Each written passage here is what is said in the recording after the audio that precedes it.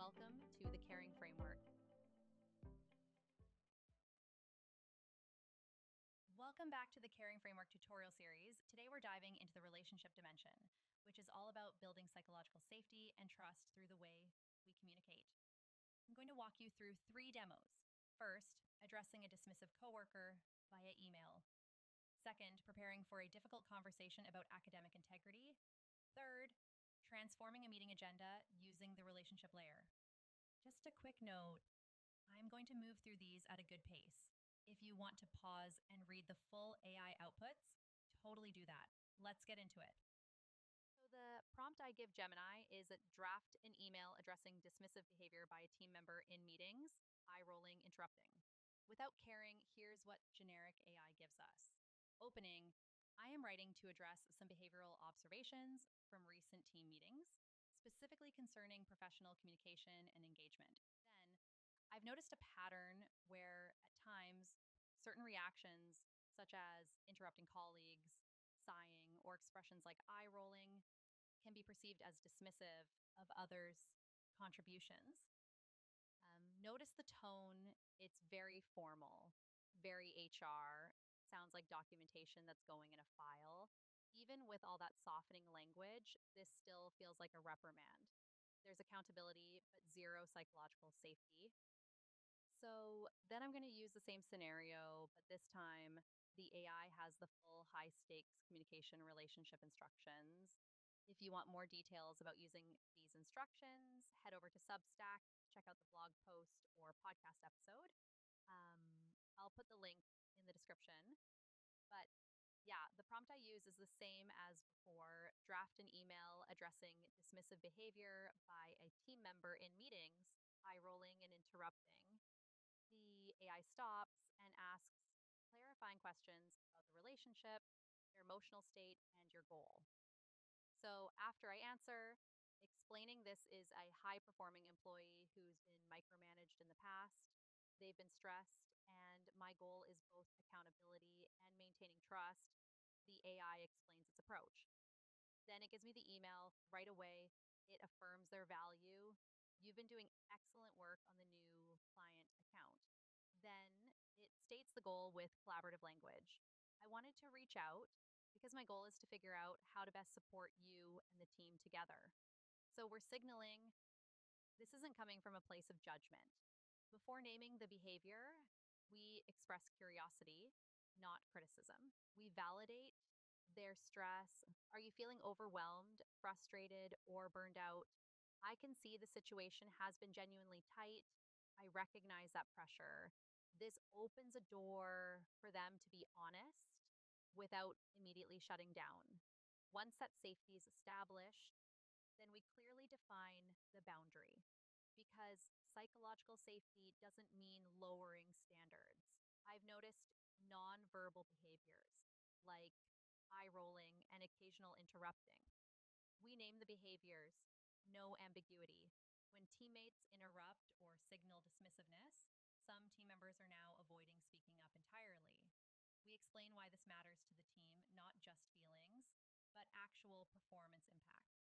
And then maintaining a respectful environment is a non-negotiable expectation for everyone, regardless of project performance.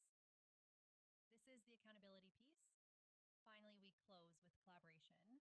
Let's figure this out together. And what questions do you have? See what's happening here? We're positioning ourselves as a partner, not a judge. The next meeting becomes a discussion, not a lecture.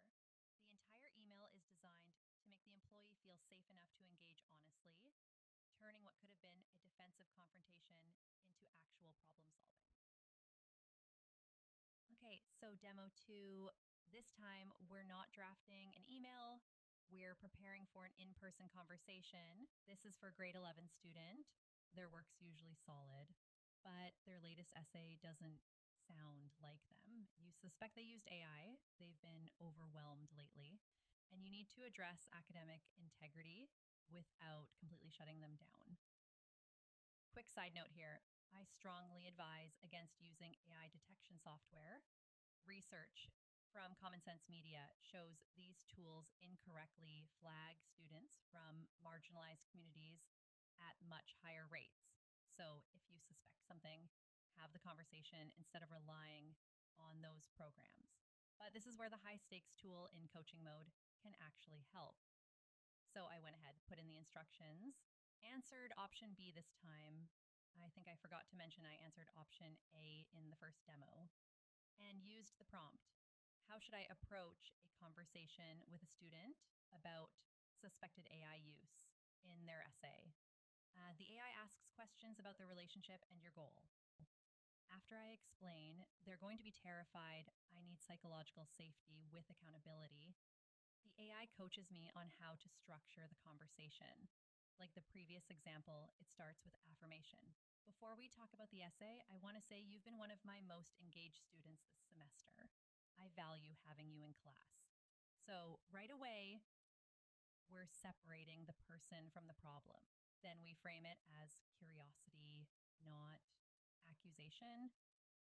I noticed some things in this essay were different from your usual writing. Can you walk me through your process? We're not saying, did you use AI? We're saying, help me understand what happened here.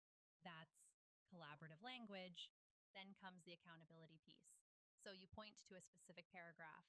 This paragraph here, can you explain your thinking? If they can't explain it or they're being evasive, that's when you name the boundary. Using uncredited AI is a violation of academic integrity. But even then, you're still partnering with them. Let's figure out the best path forward together.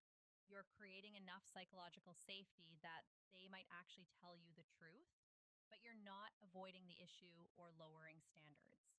Final demo here is a quick one. It shows the relationship layer tool, which is a 2-minute enhancement for any functional communication. So here I have a standard meeting agenda for launching a fitness app. It's clear, it's functional. Before applying the layer, we see some notes like develop creative marketing strategies. Sarah will recap the goals.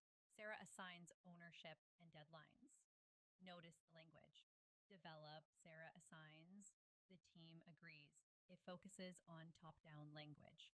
Now, with the relationship layer, here's what changes. First, it includes more collaborative language.